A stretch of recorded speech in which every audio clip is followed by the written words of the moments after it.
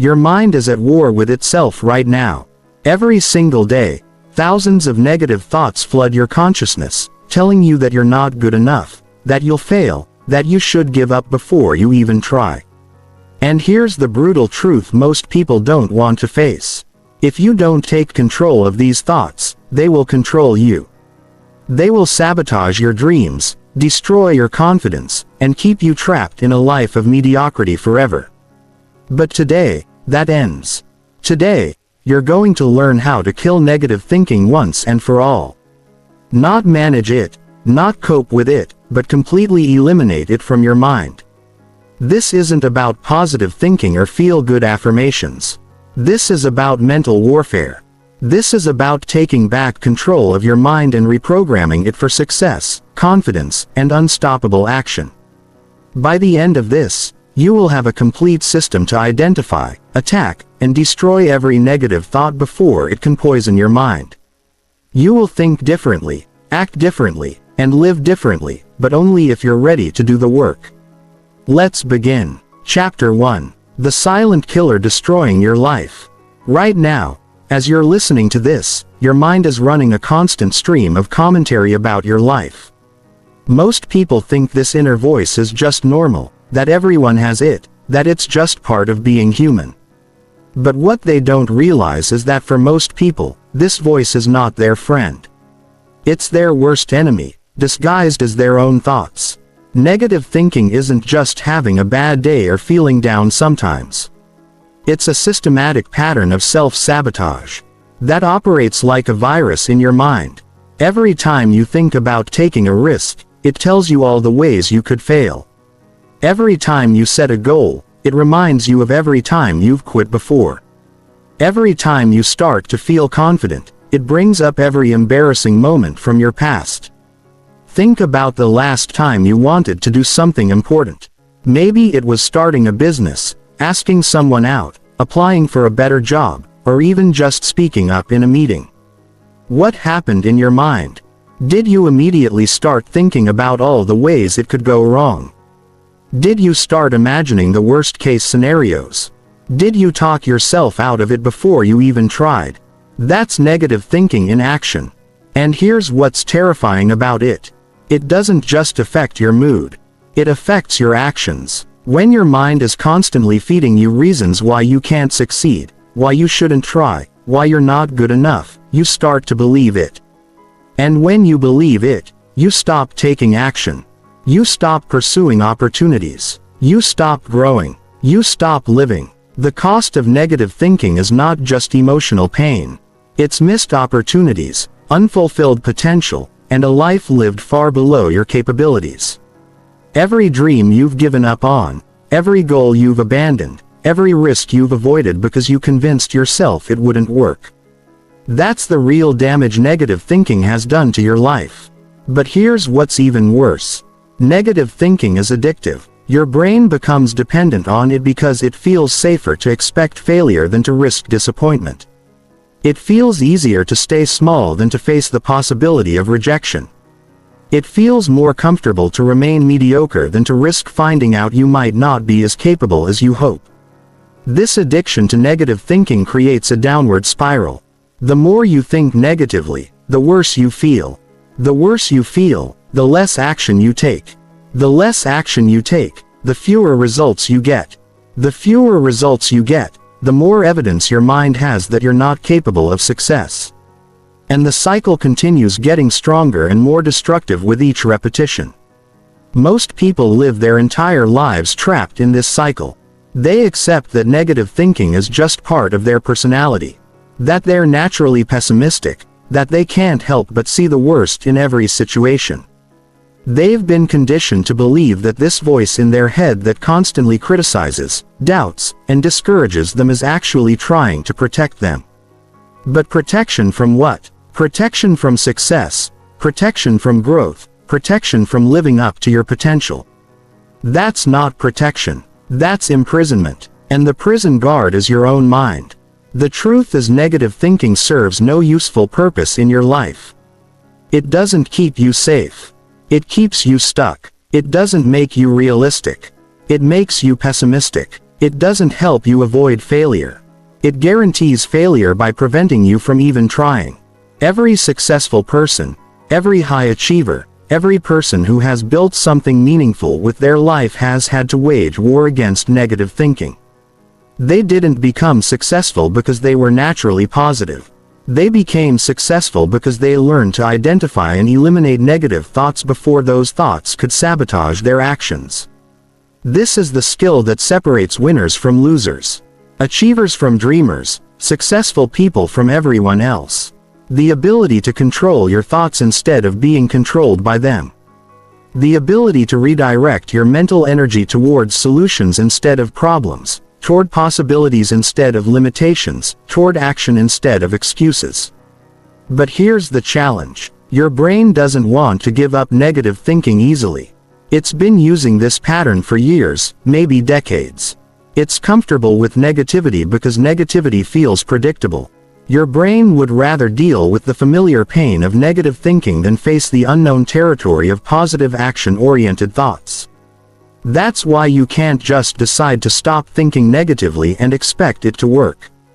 That's why positive affirmations and feel-good mantras fail for most people. You're not just changing your thoughts. You're rewiring decades of mental programming. You're fighting against neural pathways that have been strengthened through years of repetition. This is a war, and wars are not won by hoping the enemy will just go away. They're won through strategy, discipline, and relentless execution.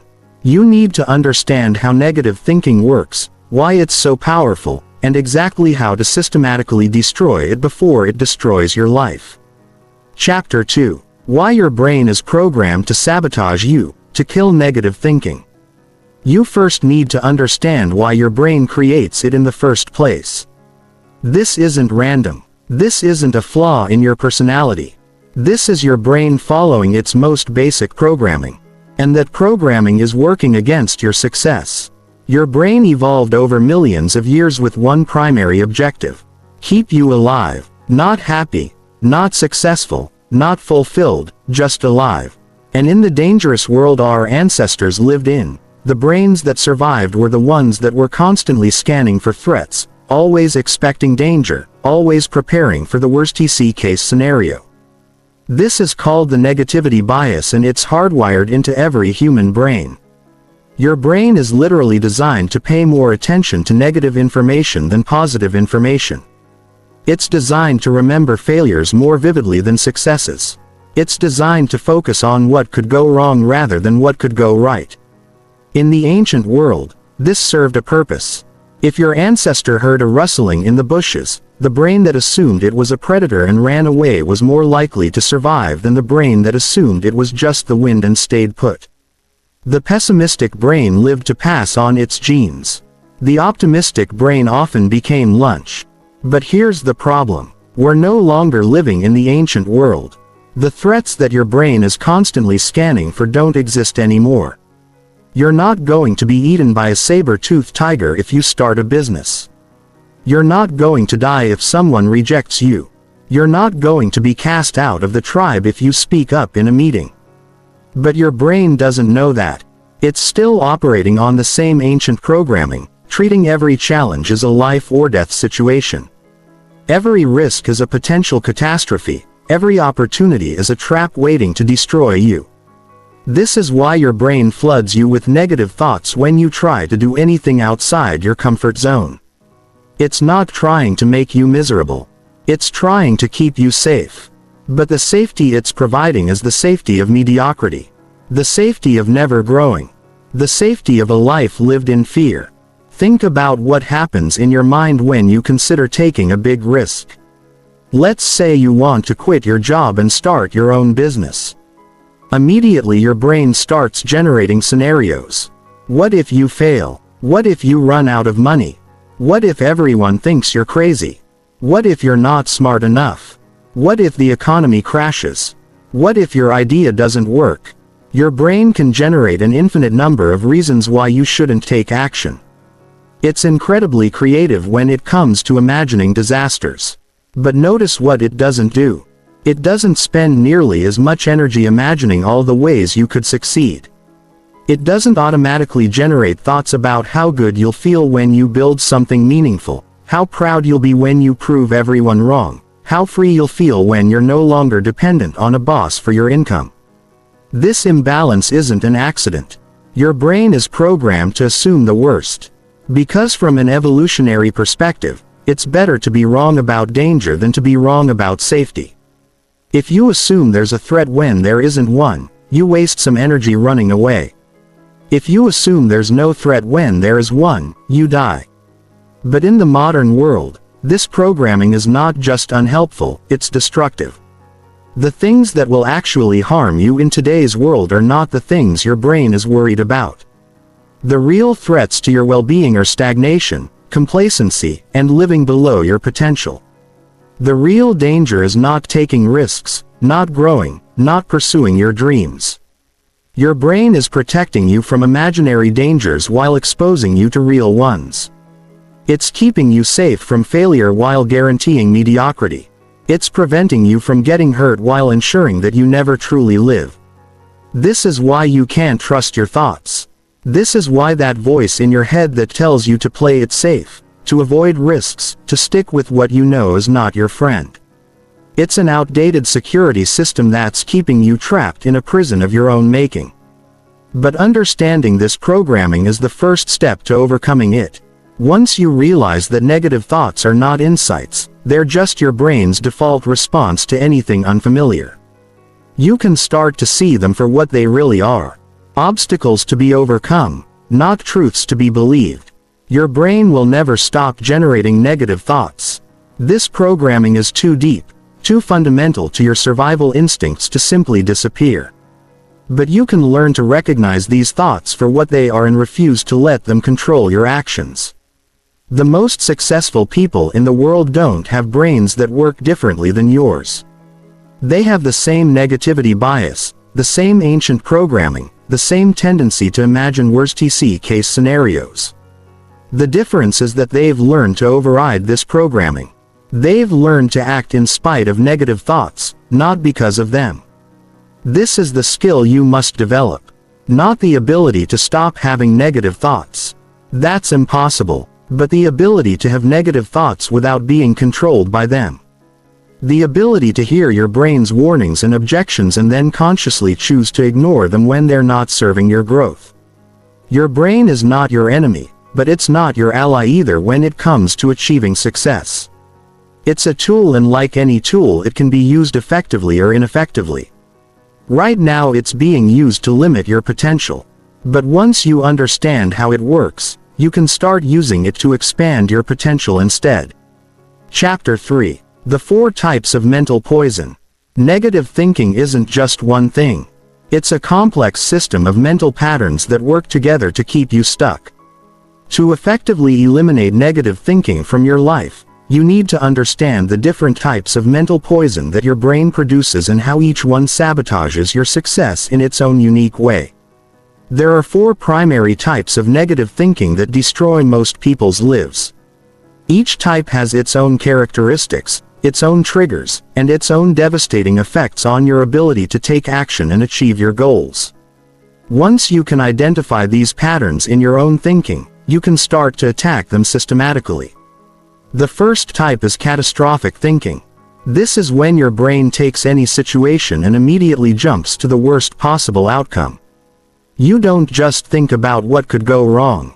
You assume that everything will go wrong in the most dramatic and devastating way possible. Catastrophic thinking sounds like this. If I start this business, I'll lose everything and end up homeless.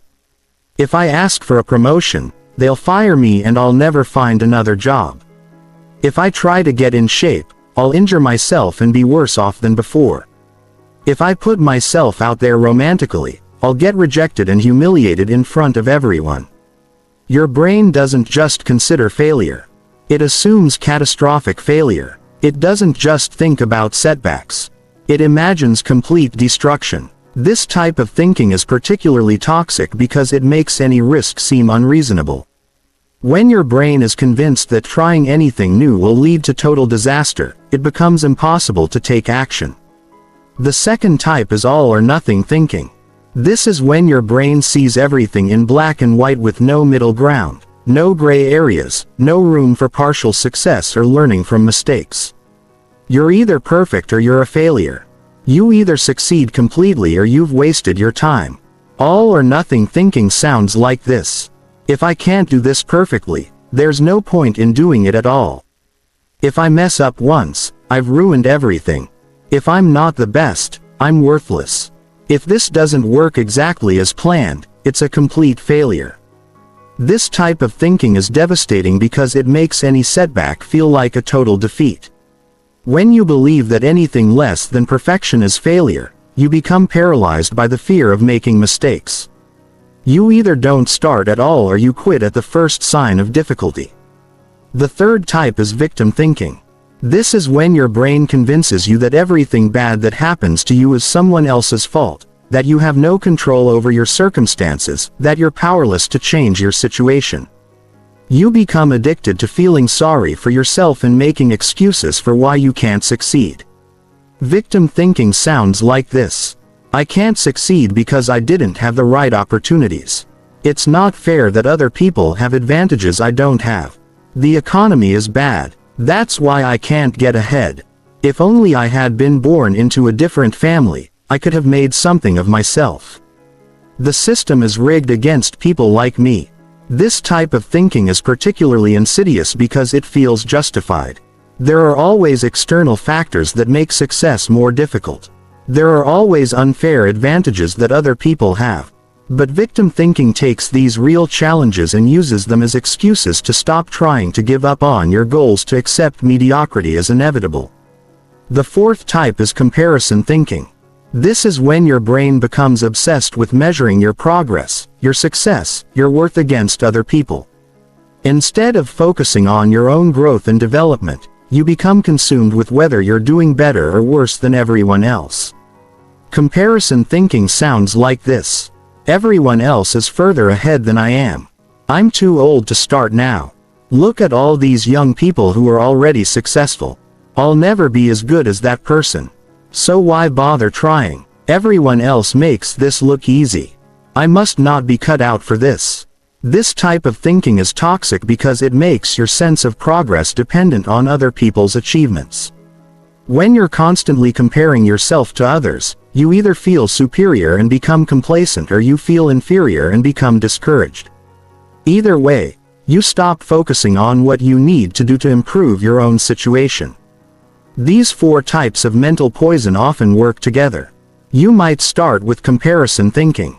Notice that other people seem more successful than you. Then switch to victim thinking about how unfair the world is. Then engage in catastrophic thinking about how trying to change your situation will only make things worse, and finally settle into all or nothing thinking, where you convince yourself that unless you can guarantee perfect success, there's no point in trying at all. The most dangerous thing about these thinking patterns is that they feel logical. Your brain presents them as rational analysis, as realistic assessment, as practical wisdom, but they're not rational. They're emotional reactions disguised as logical thoughts. They're fear and insecurity wearing the mask of intelligence and prudence. Each of these thinking patterns serves the same purpose. They give you reasons not to take action. They provide you with seemingly valid justifications for staying in your comfort zone, avoiding risks, and maintaining the status quo. They protect you from the possibility of failure by ensuring that you never really try.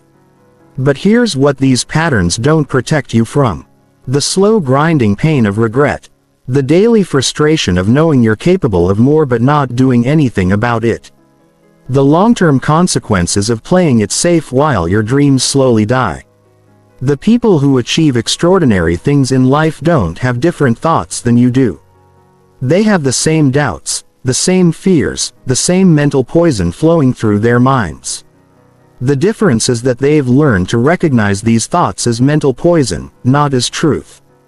They've learned to see catastrophic thinking as paranoia, all or nothing thinking as perfectionism, victim thinking as excuse making, and comparison thinking as distraction. Most importantly, they've learned that having these thoughts doesn't mean they have to obey them. You can have a catastrophic thought and still take action.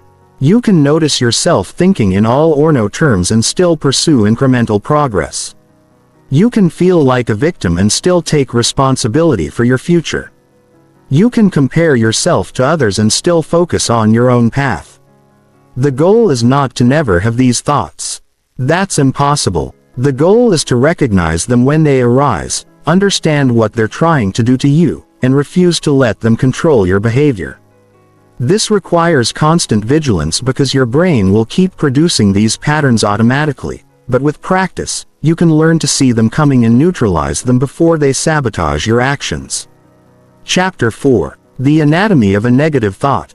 To effectively kill negative thinking, you need to understand exactly how negative thoughts work.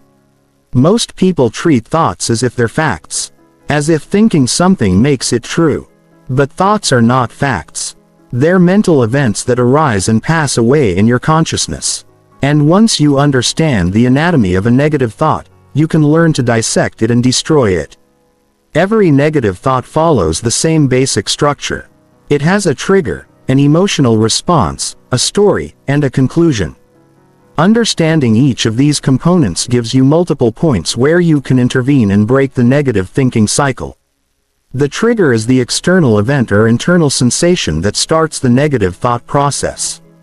This could be anything: seeing someone more successful than you, remembering a past failure, facing a new challenge, feeling uncertain about the future, or even just having too much time to think. Triggers are not inherently negative.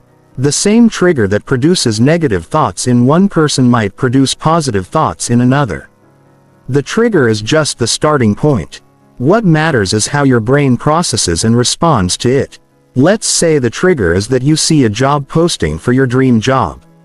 For someone with healthy thinking patterns, this trigger might produce thoughts like, "This looks interesting. I should apply. I have some of the qualifications they're looking for. Even if I don't get this one, applying will be good practice." But for someone trapped in negative thinking patterns, the same trigger produces very different thoughts. "I'm not qualified enough. They'll never hire someone like me. I'll just embarrass myself if I apply. There are probably hundreds of better candidates." The trigger hasn't changed, only the brain's response to it. This is crucial to understand because it means that negative thinking is not caused by external circumstances. It's caused by your brain's interpretation of those circumstances. After the trigger comes the emotional response. This is where your body reacts to the thought with physical sensations. Anxiety, fear, anger, sadness, frustration. Your heart rate might increase. Your breathing might become shallow. Your muscles might tense up. You might feel a sinking sensation in your stomach or a tightness in your chest. Most people think that the external event causes the emotional response directly. They think, "I saw the job posting and it made me feel anxious." But that's not how it works. The sequence is trigger thought emotion. The job posting doesn't make you feel anxious. Your thoughts about the job posting make you feel anxious. This distinction is critical because it means you have control over your emotional responses. You can't always control what happens to you. But you can learn to control how you think about what happens to you. And when you change your thoughts, your emotions change automatically. The third component is the story. This is where your brain creates a narrative to explain and justify the emotional response. The story usually sounds rational and logical even though it's based on assumptions, projections, and fears rather than facts. Using our job posting example, the story might sound like this. "I've been in my current position for 3 years. And I haven't been promoted. That proves I don't have what it takes to advance in my career. This job requires 5 years of experience and I only have 3. They probably want someone with a degree from a better university than mine. Even if I somehow got an interview, I'd probably say something stupid and embarrass myself. And even if by some miracle I got the job, I'd probably fail at it and get fired. Then I'd be worse off than I am now, and everyone would know I'm a failure." Notice how the story takes a simple trigger, seeing a job posting, and spins it into an elaborate narrative of inevitable failure. The story feels convincing because it references real facts. You've been in your current position for 3 years. The job does require 5 years of experience, but it combines these facts with assumptions and projections that have no basis in reality. The fourth component is the conclusion. This is where your brain decides what action to take based on the story it has created. And because negative thinking always tells stories of failure and disaster, the conclusion is almost always the same. Don't take action. In our example, the conclusion would be, I shouldn't apply for this job because I'll just get rejected and feel worse about myself. This conclusion feels like the logical result of careful analysis, but it's actually the predetermined outcome that your brain was working toward from the beginning. Here's the most important thing to understand about this process. It happens automatically and almost instantaneously from trigger to conclusion. The entire sequence can unfold in seconds. By the time you're consciously aware of what's happening, your brain has already decided that taking action is too risky and you've already started feeling the emotions that will keep you stuck. But once you understand this anatomy, you can learn to intervene at each stage of the process. You can't always control the triggers you encounter, but you can learn to recognize them and prepare for your brain's likely response. You can learn to notice the emotional reactions as they arise and remind yourself that feelings are not facts. You can learn to question the stories your brain creates and demand evidence for its dramatic conclusions. And you can learn to override the automatic conclusion with conscious decision-making. The key is developing awareness. Most people go through this entire process unconsciously. They have a trigger, feel bad, accept whatever story their brain creates, and then act on the conclusion without ever examining whether any of it makes sense. But successful people have learned to slow down this process. They've learned to catch negative thoughts in real time and examine them critically. They've learned to ask questions like, is this thought helping me or hurting me? What evidence do I have that this story is true? What would I tell a friend who was thinking this way? What action would I take if I weren't afraid? This doesn't happen overnight. It takes practice to develop the awareness and skill to dissect negative thoughts as they arise. But once you master this ability, negative thinking loses its power over you. You stop being the victim of your own thoughts and start being the director of your own mind. Remember, the goal is not to never have negative thoughts. That's impossible. The goal is to recognize negative thoughts as mental events, not as truth. To see them as one possible interpretation of reality, not as the only interpretation. To understand that just because you think something doesn't mean you have to believe it. And just because you believe something doesn't mean you have to act on it. Chapter 5. Breaking the negative thought loop. Now that you understand how negative thoughts work, you need to learn how to break free from them in real time. This is where most people fail. They understand the theory of positive thinking. They know that negative thoughts are harmful, but when those thoughts arise, they still get swept away by them. Breaking free from negative thinking requires a systematic approach. You need specific techniques that you can use in the moment when negative thoughts arise. You need a step-by-step process that can interrupt the automatic patterns and redirect your mental energy toward productive thinking. The first step is recognition. You cannot change what you don't notice. Most negative thinking happens below the level of conscious awareness. You start feeling bad and by the time you realize what's happening, you've already been thinking negatively for minutes or even hours. To develop recognition, you need to become a detective of your own mind.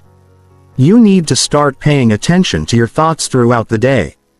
Set reminders on your phone to check in with yourself every hour and ask, what am I thinking right now? How am I feeling? What story is my brain telling me?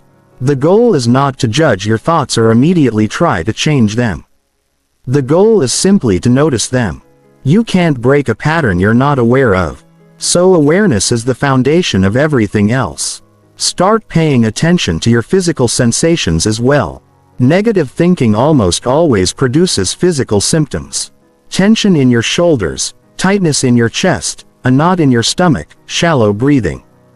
These physical signals often appear before you're consciously aware of the negative thoughts.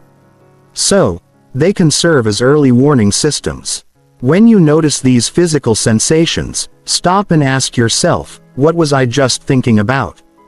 Often you'll discover that your brain was running negative scenarios without your conscious knowledge. The second step is interruption. Once you've recognized that you're caught in negative thinking, you need to interrupt the pattern immediately. The longer you allow negative thoughts to continue, the stronger they become and the harder they are to stop. One of the most effective interruption techniques is the mental stop sign. As soon as you notice negative thinking, mentally shout stop. Visualize a bright red stop sign in your mind. Some people find it helpful to actually say stop out loud or even clap their hands to create a physical interruption. This might seem simplistic, but it works because it breaks the automatic flow of negative thoughts. It creates a moment of conscious awareness where you can choose what to think next instead of being carried along by the negative momentum. Another powerful interruption technique is the pattern break. Do something physical that completely changes your state.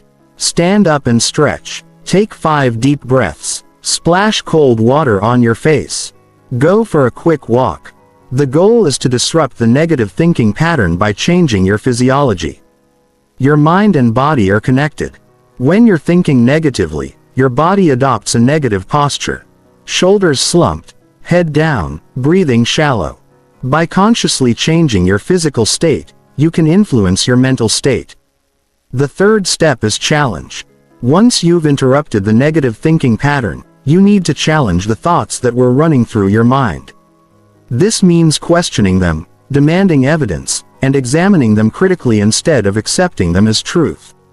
Ask yourself these questions. Is this thought based on facts or on fears? What evidence do I have that this thought is true? What evidence do I have that contradicts this thought? How is this thought helping me? What would I tell a friend who was thinking this way? Most negative thoughts cannot withstand careful examination. They're based on assumptions, worst-case scenarios, and emotional reactions rather than objective reality. When you start demanding evidence and asking critical questions, the thoughts often reveal themselves to be much less convincing than they initially seemed. For example, if you're thinking, "I'm not smart enough to start my own business," challenge that thought. What evidence do I have that I'm not smart enough? What does smart enough even mean? Do I have to be the smartest person in the world to start a business? What about all the successful business owners who aren't geniuses? What skills do I have that would be valuable in business? What could I learn if I don't know something? The fourth step is replacement. After you've interrupted and challenged the negative thought, you need to replace it with a more productive thought. This is not about forced positivity or pretending everything is perfect. It's about choosing thoughts that help you take action instead of thoughts that keep you stuck. Instead of thinking, "I'm not smart enough to start a business," you might replace it with, "I may not know everything about business, but I can learn. I have skills and experience that would be valuable. Even if I fail, I'll learn something that makes me better prepared for the next opportunity." Instead of thinking, "I'll never be successful," you might replace it with, "Success takes time and effort. I'm willing to put in the work and learn from my mistakes." The replacement thought doesn't have to be wildly optimistic. It just has to be more realistic and more conducive to taking action than the original negative thought. The fifth step is action. This is the most crucial step and it's where most people fail. They successfully interrupt, challenge and replace their negative thoughts, but then they go back to their normal activities without taking any action toward their goals.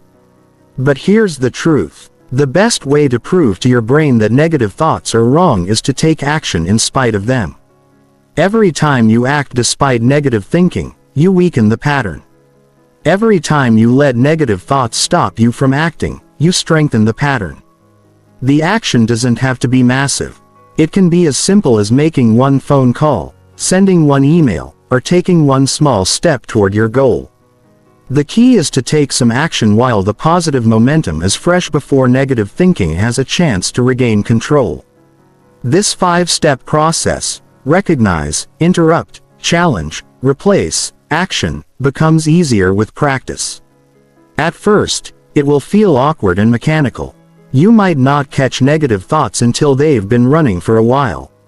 You might struggle to come up with good challenges or replacements. You might forget to take action. That's normal. Like any skill, this takes time to develop. But if you commit to practicing this process consistently, it will become automatic. You'll start catching negative thoughts earlier and earlier. You'll get better at challenging them and replacing them with productive thoughts. And most importantly, you'll start taking action despite negative thinking, which will gradually reprogram your brain to default to more positive patterns. Remember, the goal is not perfection. You will still have negative thoughts. You will still sometimes get caught in negative thinking loops. But each time you practice this process, you're building the mental muscle that will eventually allow you to control your thoughts instead of being controlled by them. Chapter 6. Rewiring your brain for mental dominance. Understanding negative thinking is only the beginning. Now you need to understand how to physically rewire your brain to default to productive thinking patterns instead of destructive ones. This isn't metaphorical. This is literal brain surgery that you can perform on yourself through specific mental exercises and behavioral changes. Your brain operates on a principle called neuroplasticity, which means it can literally reshape itself based on how you use it. Every thought you think strengthens certain neural pathways while weakening others. Every action you take creates new connections while allowing old ones to fade away. This means that your current thinking patterns are not permanent. They're just the result of years of repetition. Think of your brain like a forest with countless paths running through it. The negative thinking patterns are like well-worn highways that have been traveled so many times they've become deep ruts. When a thought enters your mind, it naturally follows these established pathways because they're the path of least resistance. But here's the revolutionary truth. You can create new pathways. You can build new mental highways that lead to different destinations. And if you travel these new pathways consistently while avoiding the old ones, the old negative pathways will eventually become overgrown and unusable while the new positive pathways become the new defaults. This process requires 3 specific types of mental training that most people never do. First, you need to strengthen your awareness muscle through mindfulness practice. Second, you need to build new thought patterns through deliberate cognitive rehearsal. Third, you need to reinforce these patterns through consistent action that proves to your brain that the new thoughts lead to better results. Let's start with awareness training. Most people live their entire lives on mental autopilot. They think the same thoughts, feel the same emotions, and take the same actions day after day without ever examining whether these patterns are serving them. But you cannot change patterns you're not aware of. So developing moment-to-moment awareness of your thinking is absolutely essential. Set up awareness triggers throughout your day. Every time you check your phone, ask yourself, what have I been thinking about for the last hour? Every time you feel a strong emotion, pause and ask, what thought just triggered this feeling? Every time you feel resistance to taking action, stop and examine. What story is my brain telling me right now? The goal is not to judge or immediately change your thoughts. The goal is simply to notice them. You're developing the ability to observe your own mind from a detached perspective. Like a scientist studying an interesting specimen. This observer perspective is crucial because it creates space between you and your thoughts, allowing you to see them as mental events rather than absolute truths. Practice the 2-INUT awareness drill. Set a timer for 2 minutes and do nothing but observe your thoughts without trying to control them. Don't meditate. Don't try to empty your mind. Just watch what thoughts arise and notice how they flow from one to another. Most people discover that their minds are far more chaotic and negative than they realized. This exercise shows you exactly what you're working with. Next, you need to build new thought patterns through cognitive rehearsal. This means deliberately practicing productive thoughts until they become automatic. Just like you can train your body to perform physical movements through repetition, you can train your brain to produce specific thoughts through mental rehearsal. Create a list of your most common negative thoughts and write down a productive alternative for each one. For example, if you often think, "I'm not good enough," your alternative might be, "I'm constantly improving and learning." If you think, "This will never work," your alternative might be, "I'll figure out how to make this work or learn something valuable trying." Practice these alternative thoughts daily.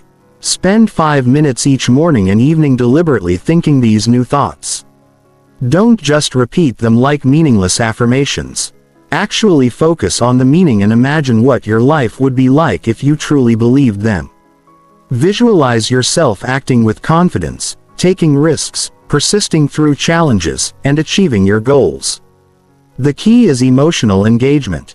Your brain pays more attention to thoughts that are accompanied by strong emotions. So when you practice your new thought patterns, don't just think them, feel them. Generate excitement about your potential, satisfaction about your progress, determination about your goals. The stronger the emotional charge, the deeper the new patterns will be carved into your brain. But the most powerful way to rewire your brain is through action that contradicts your negative thoughts. Every time you act despite fear, every time you persist despite doubt, every time you take a risk despite uncertainty, you're sending a powerful message to your brain that the negative thoughts were wrong. Your brain learns from results, not from intentions. You can practice positive thinking all day long. But if you never take action that challenges your negative beliefs, your brain will continue to treat those beliefs as accurate. However, when you consistently take action that proves negative thoughts wrong, your brain has no choice but to update its programming. Start with small actions that directly contradict your most limiting beliefs. If you believe you're not confident enough to speak up, force yourself to ask one question in every meeting. If you believe you're not disciplined enough to stick with goals, commit to one small daily habit and follow through no matter what. If you believe you're not smart enough to learn new skills, dedicate 30 minutes each day to studying something challenging. These actions might feel uncomfortable, or even terrifying at first. That's normal. Your brain will resist because you're literally asking it to abandon patterns that have been its default for years or decades. But discomfort is the price of growth. Every moment of discomfort you endure while taking productive action is literally rewiring your brain for future success. Track your progress obsessively. Keep a daily log of every time you catch a negative thought and replace it with a productive one. Record every time you take action despite fear or doubt. Celebrate every small victory because each one is evidence that your brain is changing. Most people give up on this process too early because they don't see immediate results. But neuroplasticity takes time. You didn't develop negative thinking patterns overnight, and you won't eliminate them overnight. But if you consistently practice awareness, rehearse new thought patterns, and take action that contradicts negative beliefs, you will literally reshape your brain. The timeline varies for different people, but most people start noticing significant changes within 30 to 60 days of consistent practice. They find that negative thoughts arise less frequently and have less emotional impact when they do arise. They notice that productive thoughts start appearing automatically in situations where they used to default to negativity. Most importantly, they find that taking action becomes easier because their brain is no longer constantly generating reasons not to try. This is not positive thinking or wishful thinking. This is brain training based on neuroscience. You're not trying to convince yourself that everything is perfect or that success is guaranteed. You're simply training your brain to focus on possibilities instead of problems. Solutions instead of obstacles, action instead of excuses. Chapter 7. Advanced Thought Detection and Elimination.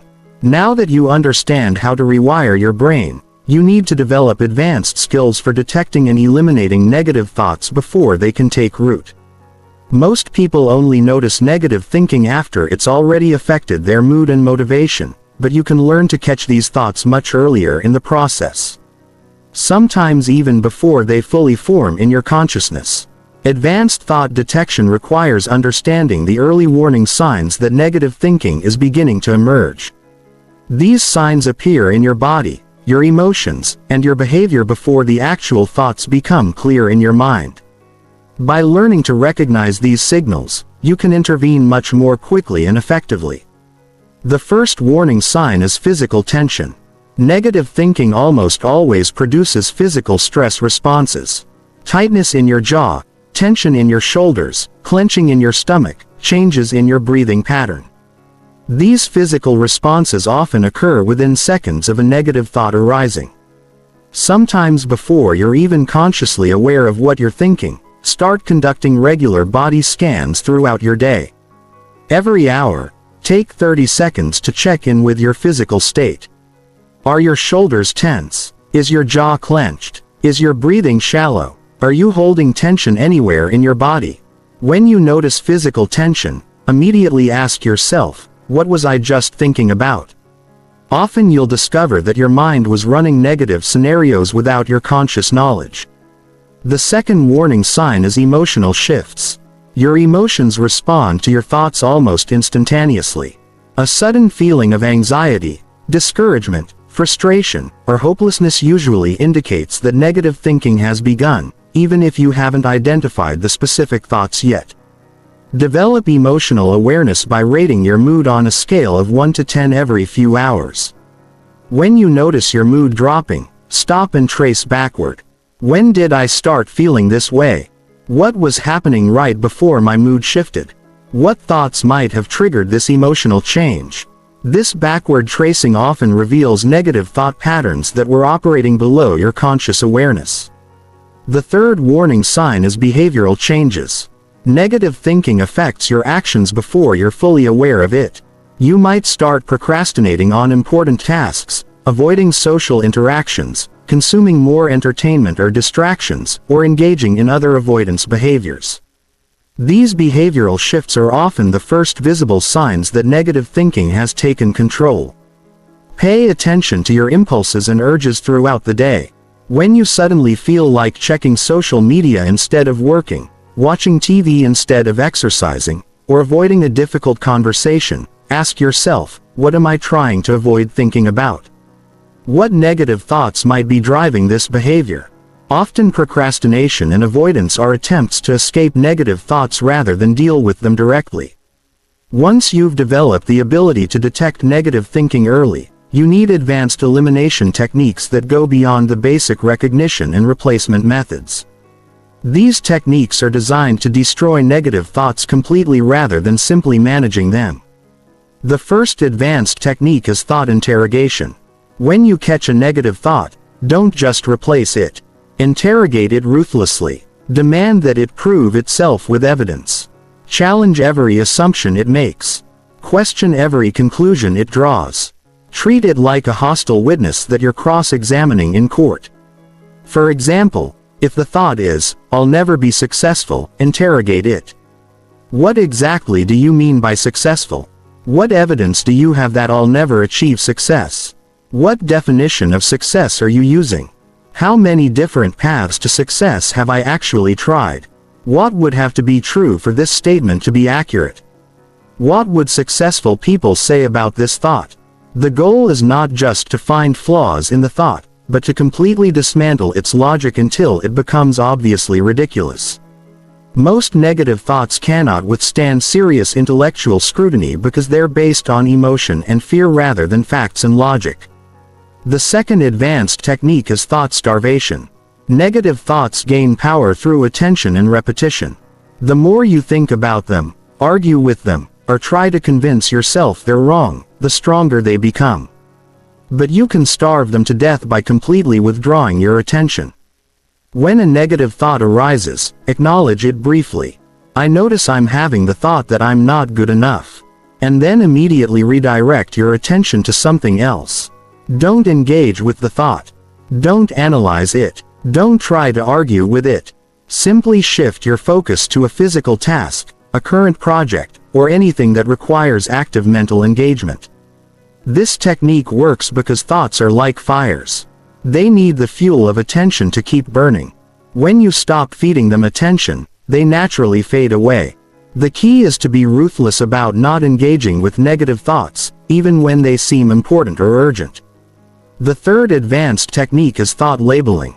Instead of getting caught up in the content of negative thoughts, learn to recognize them as examples of specific patterns you've already identified. When you notice catastrophic thinking, simply label it catastrophic thinking. When you catch yourself in all or no thinking, label it all or nothing thinking. This labeling creates psychological distance between you and the thought. Instead of being trapped inside the thought and experiencing it as reality, you're observing it from outside as a predictable mental pattern. This shifts you from being the victim of your thoughts to being the scientist studying them. The fourth advanced technique is preemptive strikes. Once you understand your personal negative thinking patterns, you can anticipate when they're likely to arise and prepare counter strategies in advance. If you know that you always think negatively before important meetings, you can prepare specific thoughts and affirmations to use before those meetings. If you know that you spiral into negative thinking when you're tired, you can have energy management strategies ready. Create a negative thinking prevention plan. Identify your most common triggers, your typical negative thought patterns, and the situations where you're most vulnerable. Then develop specific strategies for each scenario. When you encounter these situations, you'll already know exactly how to respond instead of being caught off guard. The fifth advanced technique is thought replacement acceleration. Instead of trying to replace negative thoughts with slightly more positive ones, learn to replace them with thoughts that are so compelling and exciting that your brain naturally gravitates toward them.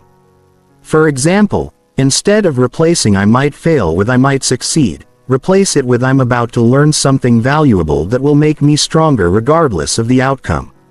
Instead of replacing "This is hard" with "I can do this," replace it with "This challenge is exactly what I need to develop the skills that will set me apart from everyone else." The replacement thoughts should be so much more interesting and inspiring than the negative thoughts that your brain prefers to think about them. This creates positive momentum instead of just neutral thinking. These advanced techniques require practice and patience to master. Start with one technique at a time and practice it consistently for at least 2 weeks before adding another one. The goal is to develop such strong negative thought detection and elimination skills that negative thinking rarely gets a chance to influence your emotions or actions. Remember, the ultimate goal is not to never have negative thoughts.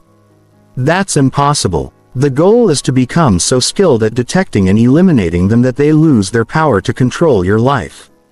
When negative thoughts arise, you'll notice them immediately, handle them efficiently, and get back to productive thinking without losing momentum. Chapter 8. Building mental immunity against negativity. Eliminating existing negative thoughts is only half the battle. The other half is building immunity against future negative thinking so that you become naturally resistant to the mental poison that constantly tries to infect your mind. This requires developing specific mental habits and protective systems that prevent negative thoughts from taking root in the first place. Mental immunity works similarly to physical immunity. When your body is exposed to a virus, your immune system recognizes it as a threat and neutralizes it before it can make you sick. Similarly, when your mind is exposed to negative thoughts, a strong mental immune system can recognize them as threats and neutralize them before they can affect your emotions and actions. Building mental immunity requires 3 core components: mental strength training, environmental design, and social immunity. Each component works together to create a comprehensive defense system against negative thinking. Mental strength training is like physical exercise for your mind. Just as regular physical exercise makes your body stronger and more resistant to illness, regular mental exercise makes your mind stronger and more resistant to negative thinking. This involves deliberately exposing yourself to small amounts of mental stress and challenge so that you develop the psychological resilience to handle larger challenges without breaking down. Start with controlled adversity training. Deliberately put yourself in slightly uncomfortable situations that challenge your normal thinking patterns. Take cold showers to build tolerance for discomfort. Practice public speaking to build confidence in facing fear. Exercise when you don't feel like it to build discipline. Have difficult conversations to build courage. The key is that these challenges are voluntary and controlled. You're choosing to face small amounts of adversity when you're mentally prepared rather than being overwhelmed by adversity when you're unprepared. This builds psychological muscle memory that you can draw on when real challenges arise.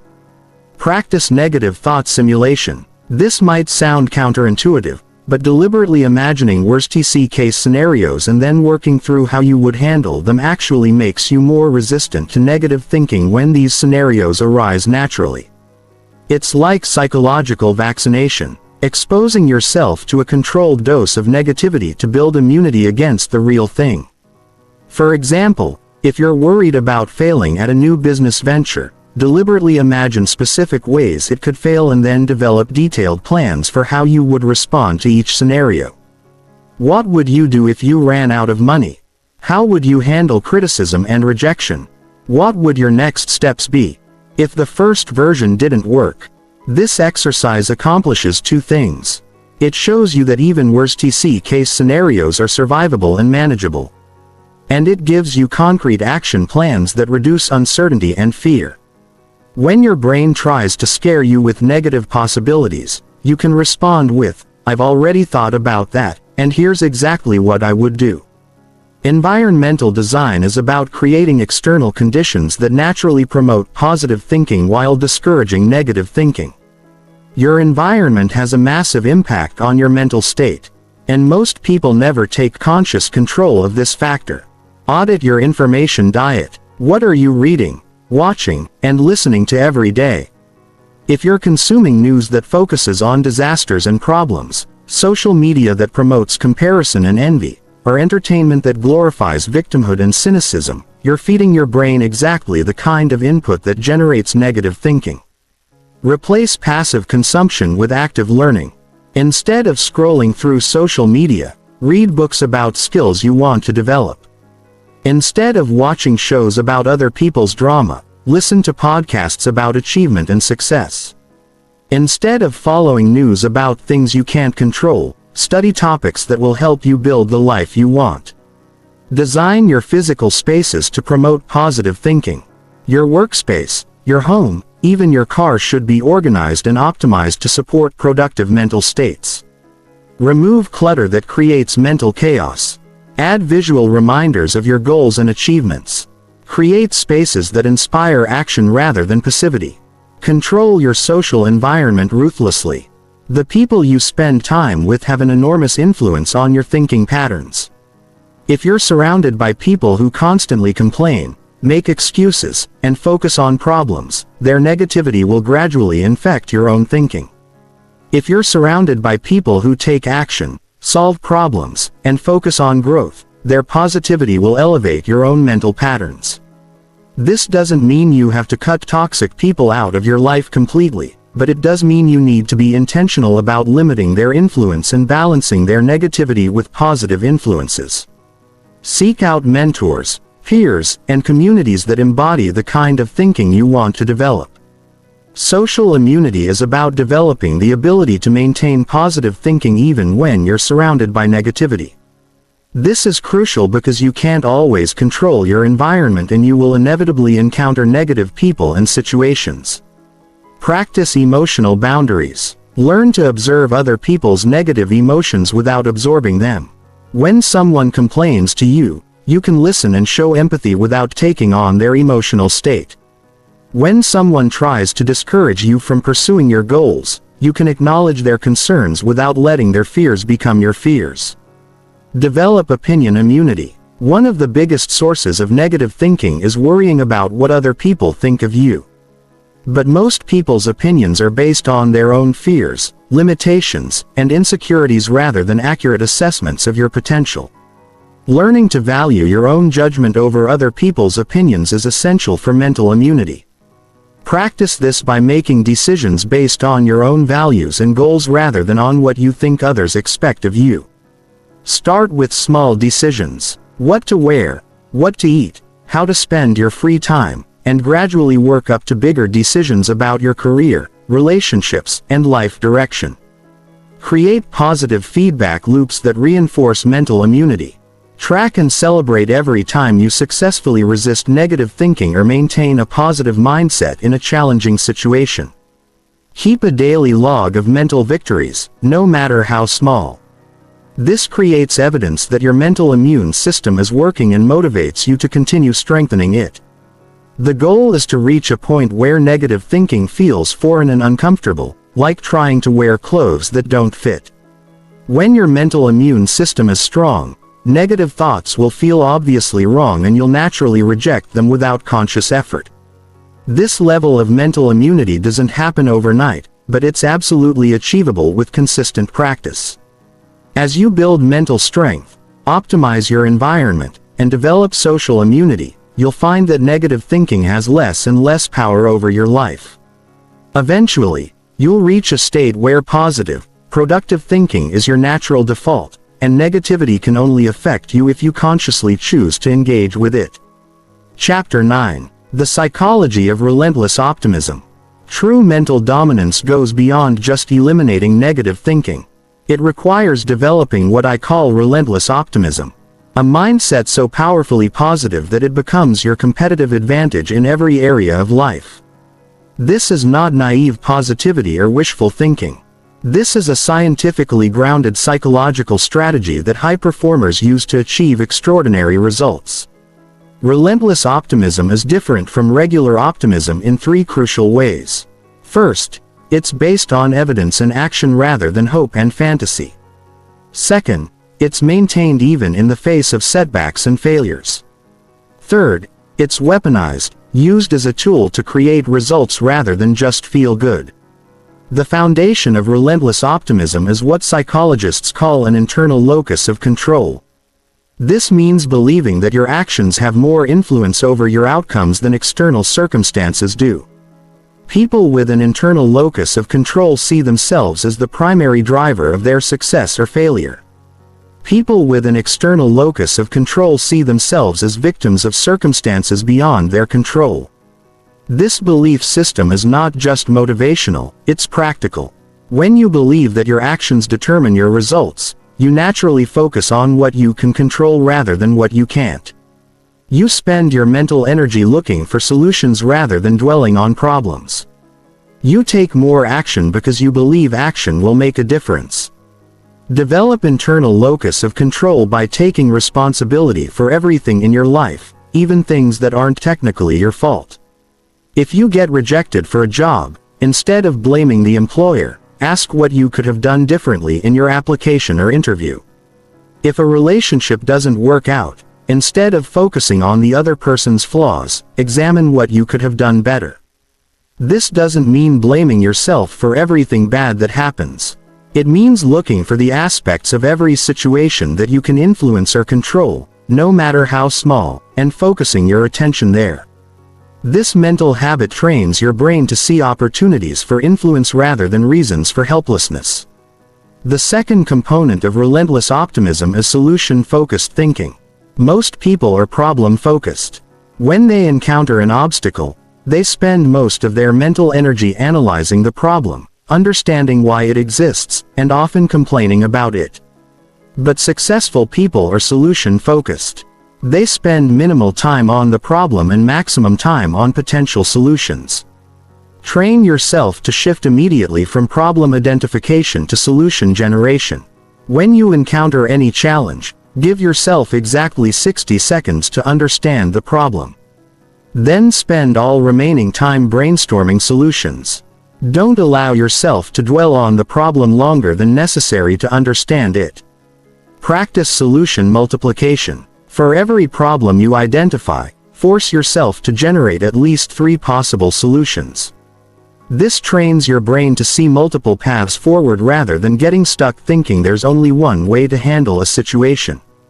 The more solutions you can generate, the more optimistic you'll feel about your ability to overcome any obstacle. The third component is failure reprogramming. People with relentless optimism don't experience failure the same way that average people do. They don't see failure as evidence that they're not capable or that their goals are unrealistic. They see failure as data that helps them improve their approach. Develop a failure portfolio, a collection of every significant failure you've experienced along with the lessons you learned from each one. Review this portfolio regularly and notice how each failure contributed to your current knowledge and capabilities. This practice transforms failure from something to fear into something to value. When new failures occur, immediately ask yourself 3 questions. What did I learn from this? How does this information help me improve my approach? What would I do differently next time? This reframing process should happen within hours of any setback before negative thinking has a chance to take root. The 4th component is momentum thinking. People with relentless optimism understand that success is not a single event but a series of small wins that build momentum over time. They focus more on maintaining forward progress than on achieving perfect outcomes. Celebrate micro wins obsessively. Every small step toward your goals deserves recognition and celebration. Made one sales call, celebrate. Worked out for 20 minutes, celebrate. Had one productive conversation, celebrate. These celebrations reinforce the neural pathways associated with taking action and build positive momentum that makes future action easier. Create momentum triggers. Specific actions you can take to generate positive momentum whenever you feel stuck or discouraged. This might be completing a simple task you've been avoiding, doing something physical to change your energy, or reviewing your previous achievements to remind yourself of your capabilities. The 5th component is possibility expansion. Most people think in terms of limitation. They see all the reasons why something won't work or why they're not capable of achieving what they want. People with relentless optimism think in terms of possibility. They see opportunities, potential solutions, and ways to grow into the person who can achieve their goals. Practice what-if thinking focused on positive outcomes. Instead of asking what if this doesn't work, ask what if this works better than I expected. Instead of what if I'm not good enough, ask what if I'm more capable than I realize. Instead of what if I fail, ask what if success is easier than I think. This is not denial of reality. It's strategic focus. Negative possibilities and positive possibilities both exist in any situation. Relentless optimism means consciously choosing to focus on the positive possibilities because that focus leads to more action and better results. Study people who have achieved what you want to achieve. Not to copy their exact methods, but to expand your sense of what's possible. If someone else has overcome similar obstacles or achieved similar goals, that's proof that it can be done. Their success becomes evidence for your optimism rather than a source of comparison and discouragement. The 6th component is energy management. Relentless optimism requires high mental energy. And high mental energy requires protecting yourself from energy drains while actively seeking energy sources. Identify and eliminate energy vampires, activities, people, and thoughts that drain your mental energy without providing value. This includes excessive news consumption, toxic relationships, unproductive worry, and any activities that leave you feeling depleted rather than energized. Actively cultivate energy sources, activities that restore and increase your mental energy. This includes physical exercise, time in nature, learning new skills, meaningful work, and relationships that inspire and support you. Schedule these activities as non-negotiable parts of your routine. Relentless optimism is not a personality trait you're born with. It's a skill you develop through practice. Start by choosing one component and focusing on it for 30 days until it becomes automatic. Then add another component. Within 6 months of consistent practice, you'll find that optimistic thinking becomes your default response to any situation. This optimistic mindset becomes a massive competitive advantage. Because most people default to negative thinking when faced with challenges. While others are paralyzed by doubt and fear, you'll be energized by possibility and opportunity. While others see obstacles, you'll see stepping stones. While others give up, you'll keep pushing forward with unshakable confidence that you'll eventually find a way to succeed. Chapter 10. Mental Models of Peak Performers. The difference between average people and peak performers is not talent, luck, or circumstances. It's the mental models they use to interpret reality and make decisions. Mental models are the invisible frameworks that determine how you process information, what you pay attention to, and what actions you take. Peak performers have developed specific mental models that automatically generate productive thoughts and effective actions. Understanding and adopting these mental models is the fastest way to upgrade your thinking from average to exceptional. When you change your mental models, you change everything. Your perception of problems becomes perception of opportunities. Your reaction to setbacks becomes fuel for comebacks. Your relationship with failure becomes a pathway to mastery. The first mental model is the growth framework. Average people operate from a fixed mindset, believing that their abilities and intelligence are predetermined and unchangeable. They see challenges as threats to their self-image and avoid situations where they might fail or look incompetent. Peak performers operate from a growth mindset, believing that abilities and intelligence can be developed through effort and learning. They see challenges as opportunities to improve and actively seek situations that push them beyond their current capabilities. This difference in mental models creates completely different responses to the same situations. When an average person encounters a skill they don't have, they think, "I'm not good at this," and avoid situations that require that skill. When a peak performer encounters a skill they don't have, they think, "I'm not good at this yet," and actively work to develop that skill. Adopt the growth framework by adding "yet" to any limiting statement about yourself. I'm not confident becomes I'm not confident yet. I don't know how to do this becomes I don't know how to do this yet. This simple addition transforms fixed limitations into temporary challenges that can be overcome through effort and learning. The second mental model is the ownership framework. Average people operate from a victim mentality, focusing on external factors that are preventing them from succeeding.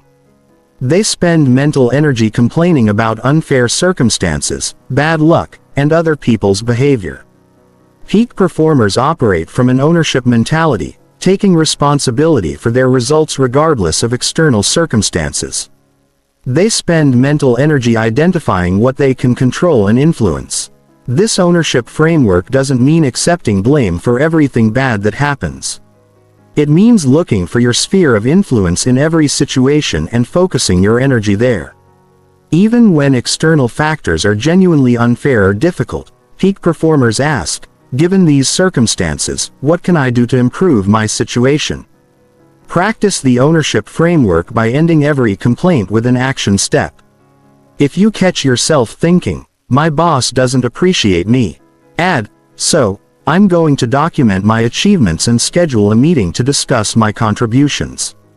If you think the economy is making it hard to find clients, add, "So, I'm going to improve my skills and find new ways to add value." The third mental model is the systems framework. Average people focus on goals and outcomes which are largely outside their direct control. They set goals like lose 20 or make 6 figures and then feel frustrated when progress is slow or inconsistent. Peak performers focus on systems and processes which are entirely within their control. They create daily systems that when followed consistently naturally produce the outcomes they want. A weight loss goal becomes a daily system of specific eating and exercise habits. An income goal becomes a daily system of specific activities that generate value and revenue. A relationship goal becomes a daily system of specific behaviors that build connection and trust. The systems framework creates more consistent action because it focuses on what you do today rather than what you want to achieve someday. It also creates more sustainable motivation because you can win every single day by following your system regardless of whether you've achieved your ultimate goal yet. Design your own systems by breaking down your biggest goals into daily actions that you can control completely. If your goal is to build a business, your daily system might include making 10 sales calls, writing 500 words of content, and learning something new about your industry. If your goal is to get in shape, your daily system might include 30 minutes of exercise, tracking your food intake, and getting 8 hours of sleep. The fourth mental model is the leverage framework. Average people think in terms of linear effort. If they want twice the results, they try to work twice as hard. Peak performers think in terms of leverage. They look for ways to get exponential results from the same amount of effort. They understand that working harder is limited by time and energy. But working smarter can produce unlimited results. Leverage comes from three sources: tools and technology that multiply your capabilities, systems and processes that multiply your efficiency, and people and relationships that multiply your reach. Peak performers are constantly looking for ways to use these leverage sources to amplify their efforts. Adopt the leverage framework by regularly asking yourself three questions. What tools could help me do this faster or better? What systems could help me do this more efficiently? What relationships could help me do this with greater impact? Then actively work to develop the tools, systems, and relationships that will give you the greatest leverage. The fifth mental model is the long-term framework. Average people make decisions based on short-term emotions and immediate gratification. They choose what feels good now rather than what will serve them best in the future. Peak performers make decisions based on long-term vision and delayed gratification. They choose what will serve their future self even when it requires sacrifice in the present. This long-term thinking creates a massive competitive advantage because most people are optimizing for today while peak performers are optimizing for 10 years from now. While others are choosing comfort, convenience, and immediate pleasure, peak performers are choosing growth, challenge, and long-term success. Develop long-term thinking by regularly asking yourself, how will my future self feel about this decision? What would the person I want to become choose to do right now? Is this decision moving me toward my long-term vision or away from it? Let these questions guide your choices even when the long-term choice is more difficult in the short term. The sixth mental model is the abundance framework. Average people operate from scarcity thinking, believing that success is limited and that other people's achievements somehow diminish their own opportunities.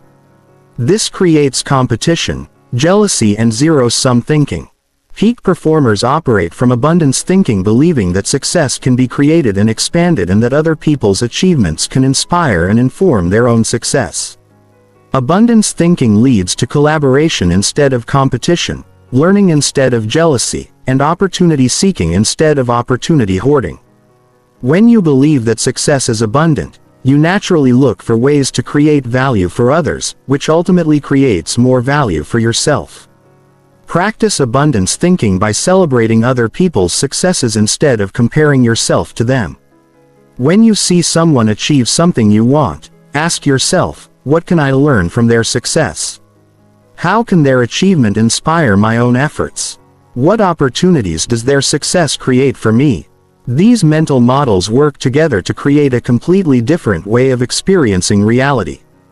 When you consistently apply these frameworks, challenges become opportunities, setbacks become lessons, competition becomes inspiration, and your default response to any situation becomes, how can I use this to grow and improve? The key is to practice these mental models consciously until they become automatic. Start with one framework and apply it consistently for 30 days until it becomes natural. Then add another framework. Within 6 months, these peak performance mental models will become your default way of thinking and your results will reflect this upgrade in your mental operating system. Chapter 11. The 24-hour mental reset protocol. Sometimes negative thinking becomes so deeply entrenched that you need a complete mental reset. This happens when you've been stuck in negative patterns for weeks or months, when a major setback has shattered your confidence, or when you've allowed toxic influences to poison your mindset. In these situations, gradual change isn't enough. You need a systematic protocol to completely reset your mental state within 24 hours. The 24-hour mental reset protocol is designed to break you out of any negative thinking spiral and restore your mental clarity, confidence, and motivation. This is not a quick fix or temporary mood boost. This is a comprehensive system that addresses every aspect of your mental state and creates lasting change in a single day. The protocol consists of 6 phases that must be completed in order within a 24-hour period. Each phase targets a different component of negative thinking and builds momentum for the next phase. The key is total commitment. You cannot skip phases or extend the timeline. This concentrated effort creates breakthrough results that would normally take weeks to achieve. Phase 1 is mental purging. For the first 2 hours, you're going to identify and externalize every negative thought that's been plaguing your mind. Get a notebook and write down every worry, fear, doubt, and negative belief you've been carrying. Don't edit or filter. Just dump everything onto paper. Write about what's been frustrating you, what you're afraid of, what you've been avoiding, what you think you can't do, and what you believe is wrong with your life. Be brutally honest. Include the thoughts you're ashamed of, the fears you've never admitted to anyone, and the self-criticisms you repeat in your head. This process serves 2 purposes. First, it gets these thoughts out of your head where they can loop endlessly and onto paper where you can see them objectively. Second, it reveals patterns in your thinking that you might not have noticed while these thoughts were swirling around in your mind. After you've written everything down, read through your list and circle the thoughts that appear most frequently or feel most emotionally charged. These are your primary mental enemies, the specific negative thoughts that have been doing the most damage to your confidence and motivation. Phase 2 is pattern interruption. For the next hour, you're going to completely disrupt your normal patterns and routines. Take a cold shower, go for a vigorous walk or run, clean and organize your living space, or do any physical activity that requires focus and effort. The goal is to create a clear break between your old mental state and your new one. Physical activity changes your brain chemistry, releasing endorphins and other chemicals that naturally improve your mood and mental clarity. The act of breaking your normal routine also signals to your brain that change is happening during this phase. Avoid all inputs that could reinforce negative thinking. Don't check social media, watch news, or consume any entertainment. Don't have conversations about problems or challenges. Focus entirely on physical activity and environmental changes that support a positive mental state. Phase 3 is evidence gathering. For the next 2 hours, you're going to systematically collect evidence that contradicts your negative thoughts. Review your achievements, successes, positive feedback you've received, challenges you've overcome, and skills you've developed. Look through old emails, text messages, photos, awards, or any other records of positive experiences and accomplishments. Write down specific examples of times when you succeeded, when others recognized your value, when you overcame obstacles, or when you grew from difficult experiences. The goal is to build an overwhelming case against your negative thoughts. For every negative belief you identified in phase 1, find at least 3 pieces of evidence that contradict it. If you believe you're not capable, find examples of capabilities you've demonstrated. If you believe you always fail, find examples of successes you've achieved.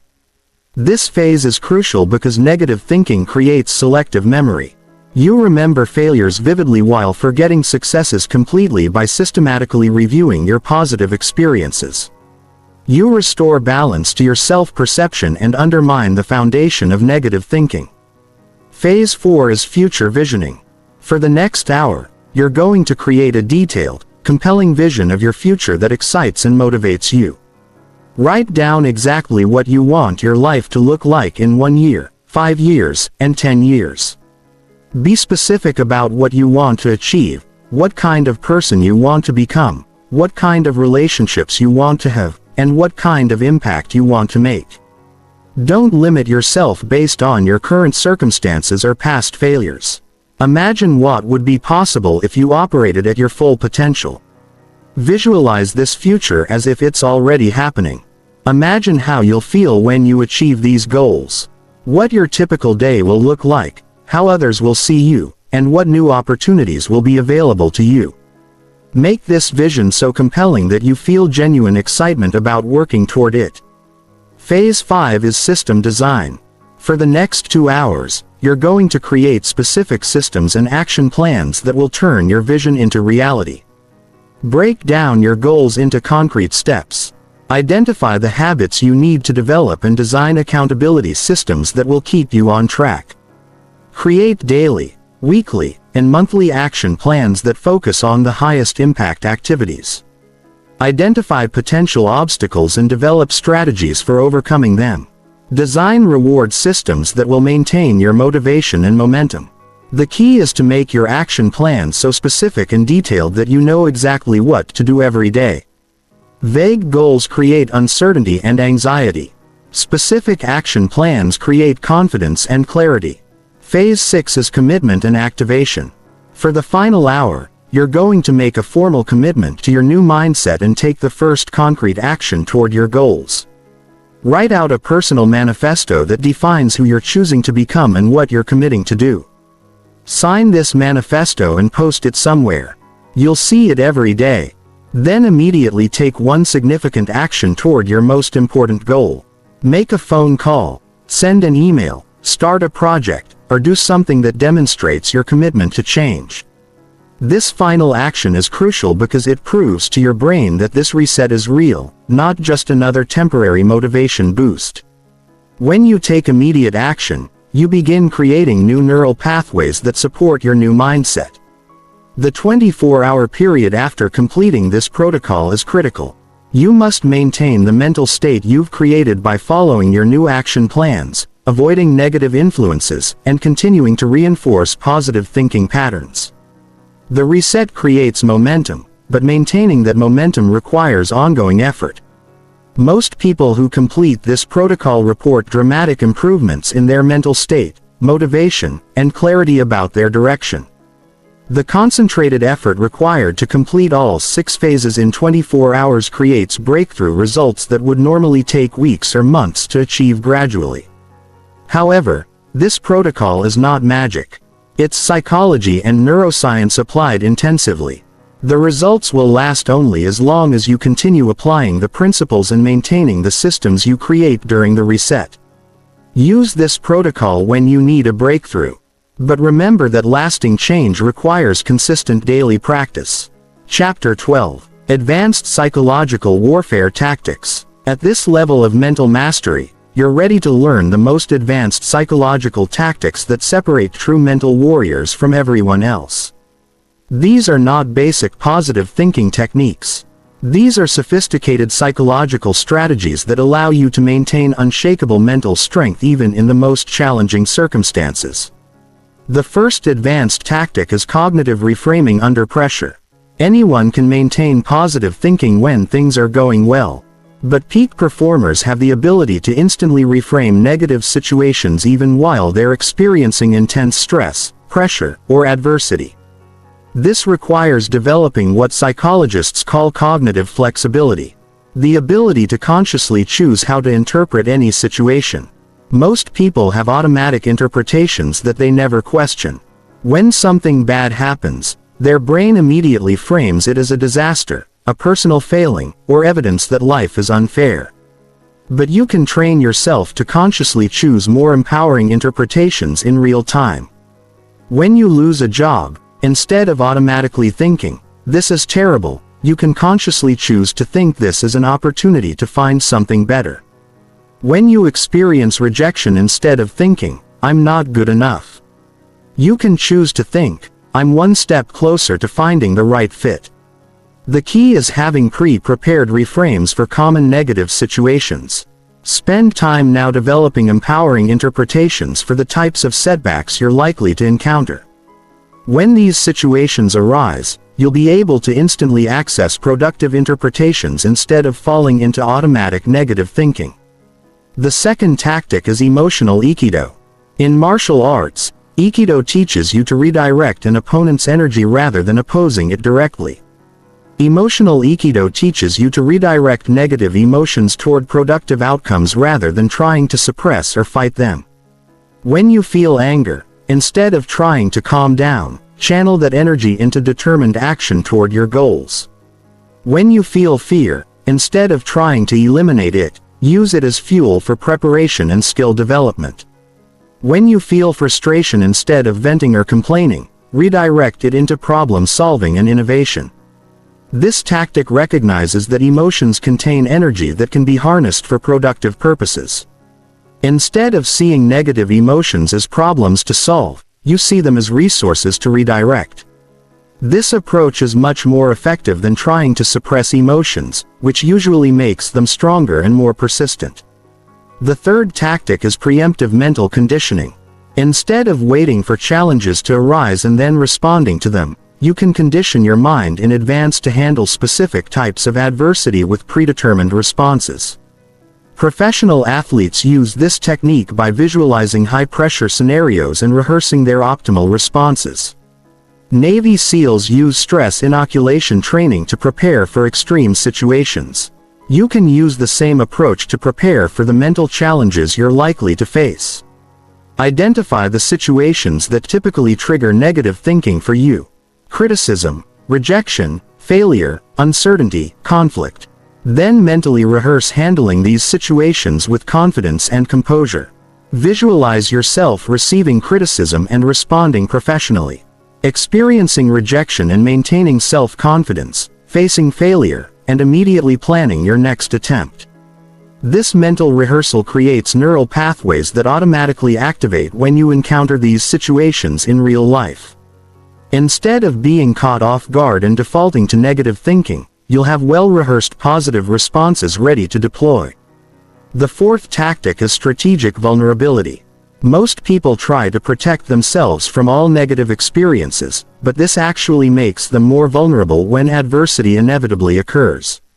Strategic vulnerability involves deliberately exposing yourself to controlled amounts of discomfort, criticism, and failure so that you build genuine resilience. This might mean actively seeking feedback even when you know it will include criticism, taking on challenges where failure is possible, or putting yourself in situations where you might be rejected or judged. The goal is not to suffer unnecessarily, but to build genuine confidence that comes from knowing you can handle whatever life throws at you when you voluntarily faced and survived criticism, rejection, and failure in controlled circumstances. These experiences lose their power to trigger negative thinking when they occur naturally. You develop what psychologists call anti-fragility, the ability to actually become stronger from stress and adversity. The fifth tactic is attention hijacking. Your brain can only focus on one thing at a time. So by strategically directing your attention, you can prevent negative thoughts from taking root even when they arise. Develop a library of attention anchors, specific thoughts, activities, or sensations that immediately capture your full attention. This might be focusing intensely on your breathing, engaging in complex mental math, describing your physical environment in detail, or thinking about a project that excites you. When you notice negative thinking beginning to emerge, immediately shift your attention to one of these anchors. Don't try to fight the negative thoughts. Simply redirect your attention so completely that the negative thoughts can't maintain their grip on your consciousness. The sixth tactic is mental time travel. Negative thinking often focuses on past failures or future fears, keeping you trapped outside the present moment where all your power actually exists. Mental time travel teaches you to consciously move between past, present, and future in ways that serve your goals. When negative thoughts about the past arise, consciously travel to positive memories that contradict the negative narrative. When fears about the future dominate your thinking, travel to imagined future scenarios where you've successfully overcome current challenges. The key is conscious control over your mental timeline. Instead of being randomly pulled into negative memories or fearful projections, you choose which aspects of past and future to focus on based on what will support your current goals and emotional state. The seventh tactic is psychological aikido. This involves using other people's negativity and criticism as fuel for your own success rather than allowing it to damage your confidence. When someone doubts your abilities, criticizes your goals, or tries to discourage you, you transform their negativity into motivation.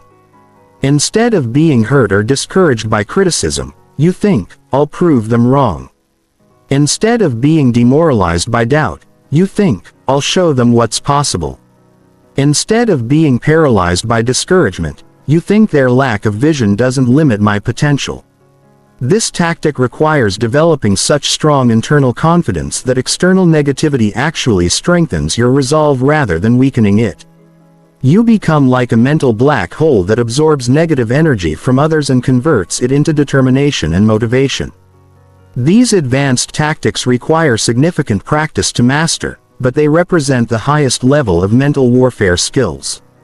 When you can deploy these strategies automatically, you become virtually immune to negative thinking regardless of what circumstances you face. You develop unshakable mental strength that allows you to maintain focus, confidence, and motivation even in the most challenging situations. Chapter 13.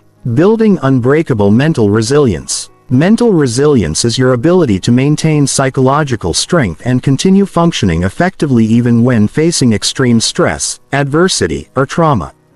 While most people's mental state fluctuates dramatically based on external circumstances, truly resilient people maintain consistent inner strength regardless of what happens around them. Building unbreakable mental resilience requires understanding that resilience is not a personality trait you're born with. It's a skill you develop through specific training and practice. The most resilient people in the world have systematically conditioned themselves to handle adversity through deliberate psychological training. The foundation of mental resilience is stress inoculation. This involves gradually exposing yourself to increasing levels of stress and challenge so that your psychological immune system becomes stronger. Just as physical exercise creates physical strength by placing controlled stress on your muscles, psychological exercise creates mental strength by placing controlled stress on your mind. Start with micro stresses that challenge you slightly, but don't overwhelm you.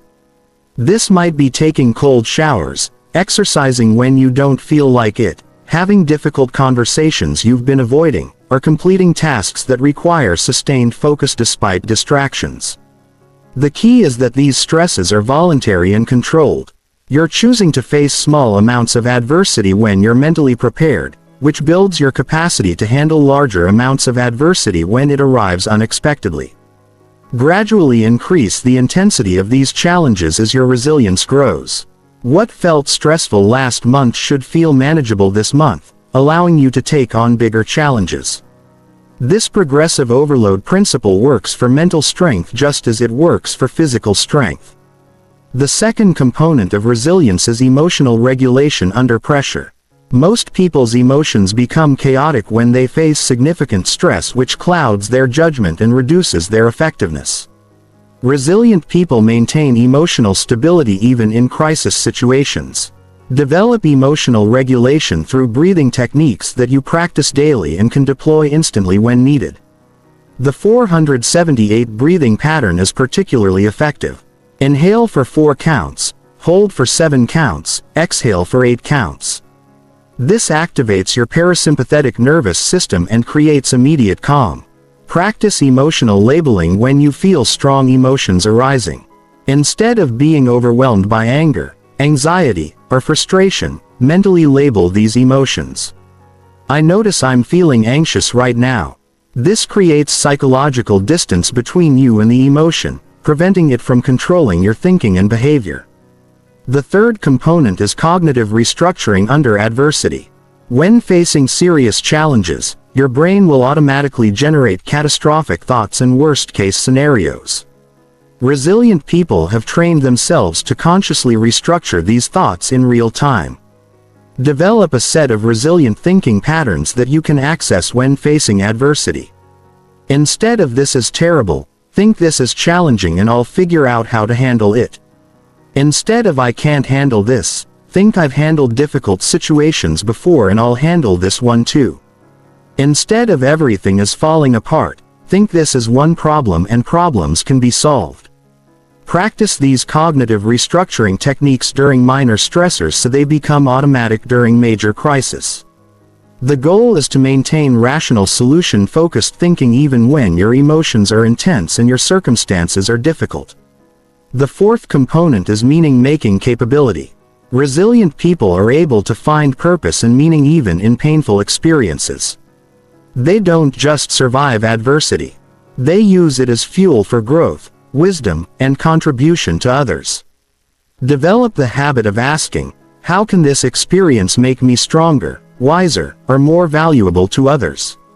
When facing any challenge, This question shifts your focus from victim thinking to growth thinking, transforming adversity from something that happens to you into something that develops you. Keep a resilience journal where you record lessons learned from difficult experiences. Review this journal regularly to remind yourself of how challenges have contributed to your growth and to develop confidence in your ability to benefit from future adversity. The fifth component is social support systems. No one is resilient in isolation. The most psychologically strong people have networks of relationships that provide emotional support, practical assistance, and perspective during difficult times. Actively cultivate relationships with people who embody the mental strength you want to develop. Seek out mentors who have overcome significant challenges, peers who are committed to growth, and communities that value resilience and personal development. Be willing to provide support to others as well. Helping others through their challenges builds your own resilience by reinforcing your sense of capability and purpose. The act of supporting others also creates reciprocal relationships that will support you when you need it. The sixth component is physical foundation. Mental resilience is impossible without physical resilience. Your brain requires optimal nutrition, regular exercise, adequate sleep, and stress management to maintain peak psychological performance. Treat your physical health as the foundation of your mental strength. You cannot maintain psychological resilience while neglecting your physical foundation. Regular exercise, particularly activities that challenge you physically, builds both physical and mental toughness. The seventh component is purpose alignment. People who have a clear sense of purpose are more resilient than those who don't because they have something larger than themselves to draw strength from during difficult times. Identify your core values and life purpose so clearly that they can sustain you through any challenge. When you know why you're pursuing your goals and how your efforts contribute to something meaningful, temporary setbacks become less significant and less likely to derail your progress. The eighth component is recovery protocols. Even the most resilient people need systems for recovering from intense stress and adversity. Without proper recovery, even strong people eventually burn out or break down. Develop specific practices for mental and emotional recovery that you use regularly. This might include meditation, time in nature, creative activities, physical relaxation techniques, or any practices that restore your psychological energy and perspective. Schedule recovery time just as you would schedule any other important activity. Resilience is not about never needing rest. It's about taking care of yourself so effectively that you can handle whatever challenges arise. True mental resilience means that your inner strength becomes independent of external circumstances. You maintain confidence, clarity, and motivation. Whether things are going well or poorly, you become like a deeply rooted tree that bends with the storm but never breaks, always returning to its natural upright position once the storm passes. Chapter 14. Maintaining mental mastery for life. Achieving mental mastery is one challenge, but maintaining it for life is an entirely different challenge. Most people experience temporary breakthroughs in their thinking and motivation only to gradually slide back into old patterns of negativity and limitation. True mental mastery requires systems and practices that sustain peak mental performance across decades, not just days or weeks. The first principle of lifelong mental mastery is treating your mind like a high-performance machine that requires daily maintenance. Just as elite athletes never stop training even after reaching the top of their sport, you must never stop practicing mental conditioning even after achieving mental mastery. Develop non-negotiable daily mental hygiene practices that maintain your psychological fitness. This includes morning routines that set a positive tone for your day, regular meditation or mindfulness practices that keep you aware of your thinking patterns, and evening reviews that help you learn from each day's experiences. These practices should be as automatic and consistent as brushing your teeth. They're not optional activities you do when you feel like it. They're essential maintenance that keeps your mental operating system running at peak performance. The second principle is continuous learning and adaptation. The world is constantly changing, and the mental strategies that work today may not be sufficient for tomorrow's challenges. Lifelong mental mastery requires a commitment to continuously upgrading your psychological skills and knowledge. Stay current with research in psychology, neuroscience, and peak performance. Read books, attend seminars, and learn from people who have achieved the kind of mental mastery you want to maintain. Your mental operating system should be constantly evolving and improving, just like software that receives regular updates. The third principle is environmental vigilance. Your mental state is heavily influenced by your environment, and these influences are often subtle and gradual. You might not notice that certain people, activities, or information sources are slowly eroding your mental clarity until significant damage has been done. Regularly audit your environment for influences that support or undermine your mental mastery. This includes the people you spend time with, the information you consume, the physical spaces you occupy, and the activities that fill your time. Be ruthless about eliminating influences that contribute to negative thinking or mental weakness. Create buffer zones around your mind by controlling inputs and establishing boundaries. This might mean limiting exposure to negative news, avoiding toxic people, or creating physical spaces that support positive thinking and productive action. The fourth principle is stress testing and recalibration. Periodically expose yourself to controlled challenges that test your mental strength and reveal areas where your skills might be declining. This is like stress testing software to identify vulnerabilities before they cause system failures. Intentionally place yourself in situations that require mental toughness, emotional regulation, and cognitive flexibility. This might involve taking on challenging projects, engaging in difficult conversations, or facing fears that you've been avoiding. These stress tests keep your mental skills sharp and reveal areas that need additional training. The fifth principle is teaching and mentoring others. One of the most effective ways to maintain mastery of any skill is to teach it to others. When you help other people develop mental mastery, you reinforce your own understanding and commitment to these principles. Look for opportunities to share what you've learned about mental mastery with others. This might involve formal mentoring relationships, informal conversations with friends and colleagues, or creating content that helps others develop mental strength. Teaching forces you to clarify your own understanding and keeps you accountable to practicing what you preach. The sixth principle is regular mental detoxification. Even with excellent mental hygiene, negative thoughts and limiting beliefs can gradually accumulate in your subconscious mind. Periodic mental detoxification helps clear these accumulations and restore peak mental performance. Schedule regular mental detox periods where you engage in activities that clear mental clutter and restore psychological clarity.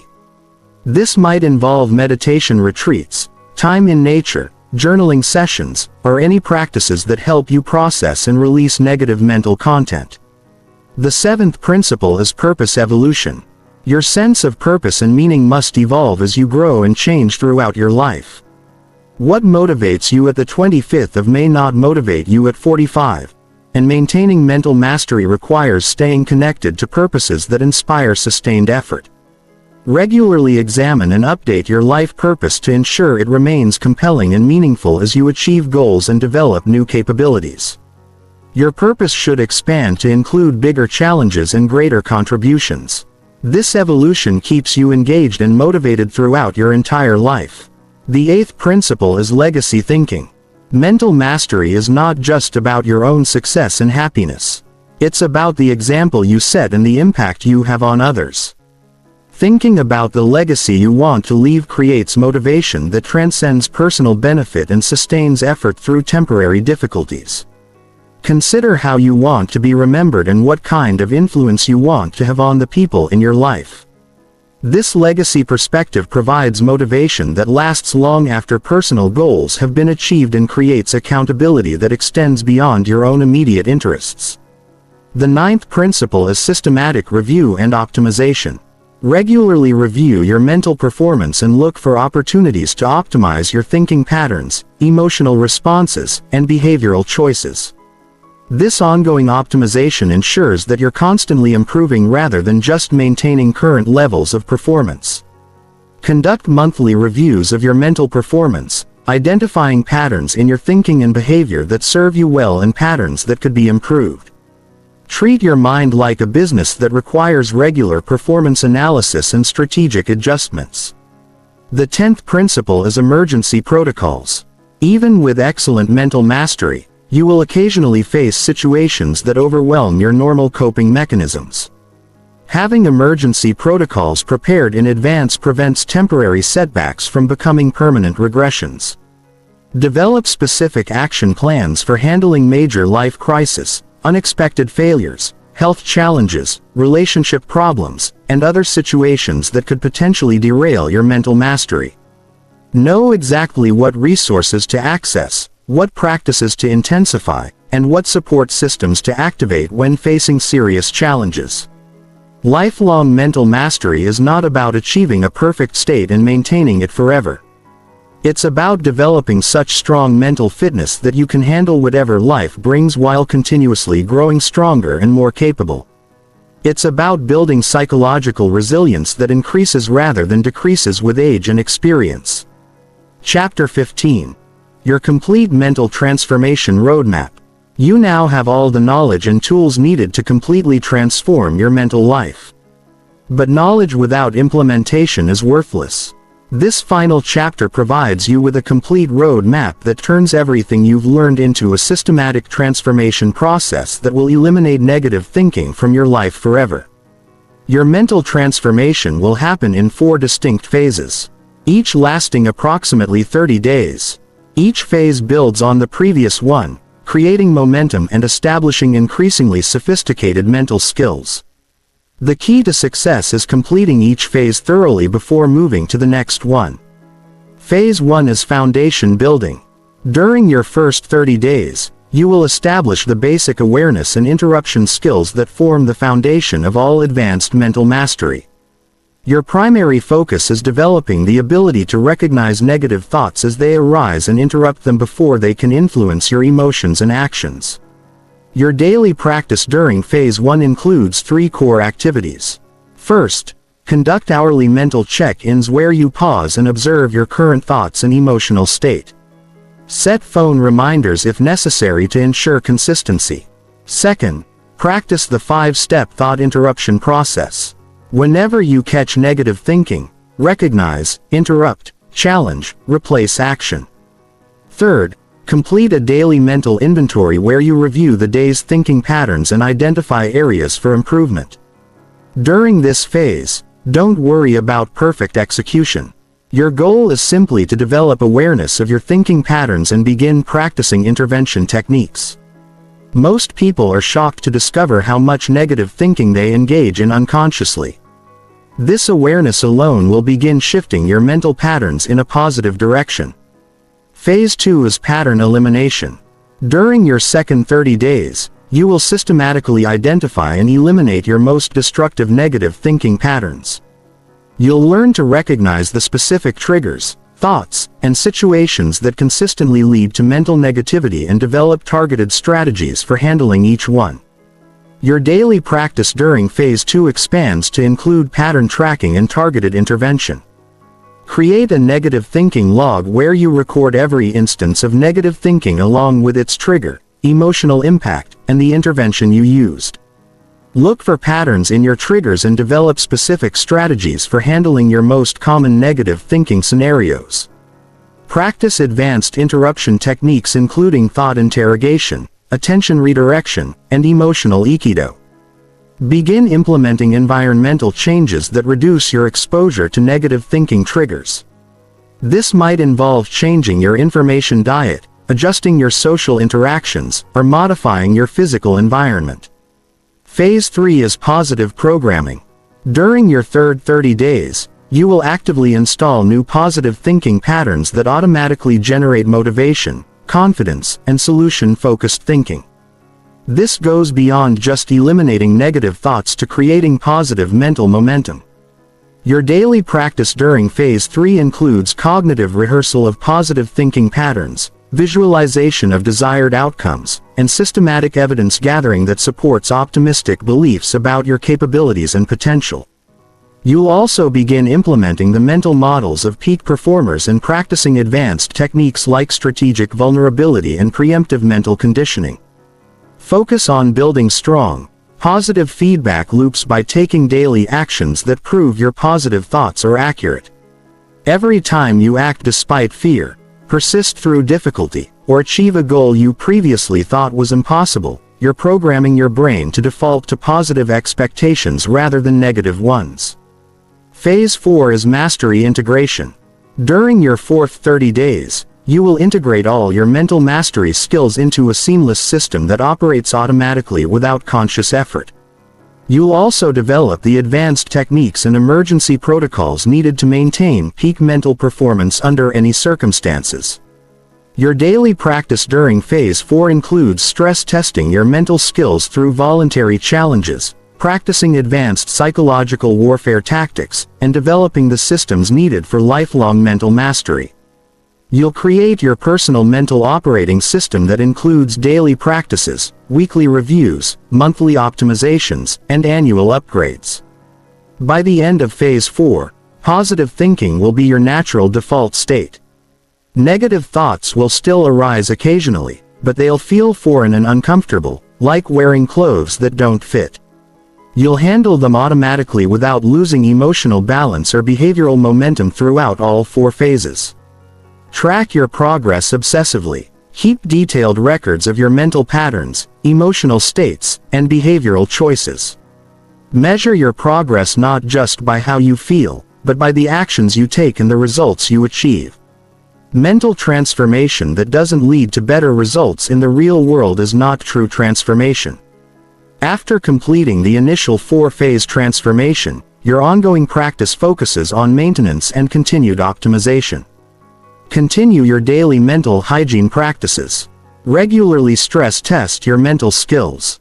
Stay current with new research and techniques and look for opportunities to help others develop mental mastery. Remember that mental transformation is not a one-time event but an ongoing process. Your mind will continuously evolve throughout your life, and maintaining mental mastery requires lifelong commitment to growth and improvement. But the initial 4-phase transformation will establish such strong psychological foundations that all future development becomes easier and more natural.